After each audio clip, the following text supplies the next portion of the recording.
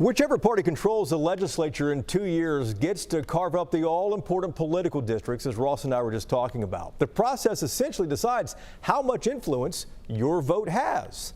Here's Ira Bershad from the Frisco Democratic Club with My Voice, My Opinion. Is there no sense of fair play anymore in Texas politics? No sense of true competition? Gerrymandering is when elected officials carve out those crazy-shaped voting districts. They're essentially choosing their own voters. Isn't it supposed to be the other way around?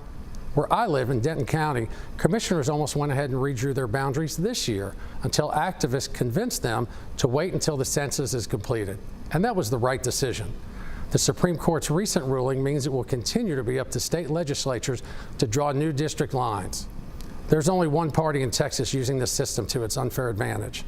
The 2020 elections will impact our state for the next decade.